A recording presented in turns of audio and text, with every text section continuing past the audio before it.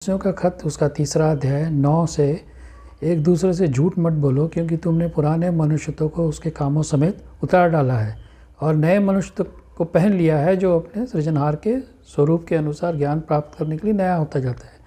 तो पौलुस कहता है जैसे एक व्यक्ति पुराने अपने वस्त्र उतार देता है गंदे और एक नए वस्त्र पहनता है, ऐसे ही एक व्यक्ति जब यीशु के पास आता है अपने पापों की शिफा पाता है, माफ़ी पाता है, उसका उद्धार हो जाता है, तो उसे एक नया स्वभाव, एक नई क्षमता दी जाती है जिसके द्वारा वो अपने सृजनहार की सेवा कर सकता है। जैसे कि रोमियो उसका 6वां अध्याय 18वीं आयत में लिखा है कि पाप से छुड़ाए जाकर अब धर्म के दास हो गए।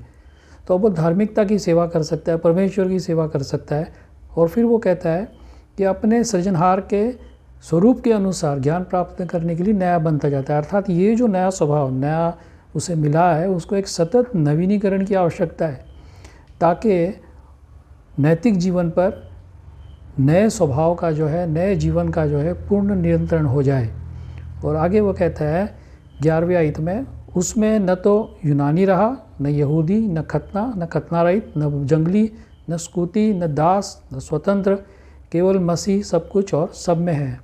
जैसे रोमियो की किताब उसका 10वां अध्याय 12वीं आयत में लिखा है, यहूदियों और यूनानियों में कुछ भेद नहीं, इसलिए कि वो सबका प्रभु है यीशु, और अपने सब नाम लेने वालों के लिए उद्धार है। तो यहाँ पर जो जंगली शब्द आया है, जंगली उसे कहा जाता था उन दिनों में जो यूनानी भाषा नहीं बोलते थे और जिन्होंने यूनानी संस्कृति को, सभ्यता को स्वीकार नहीं किया, उन्हें जंगली कहा जाता था। और स्कूती वो जाति थी जो रूस की एक खानाबदोश जाति का प्रतिनिधित्व करती थी। तो जब यीशु मसीह में हम आ जाते हैं तो फिर सारे जो वर्ग, जाति, भेद, रंग और संस्कृति, ये सारे भेद हट जाते हैं। मसीह और सब में मसीह ही होता है केवल एक।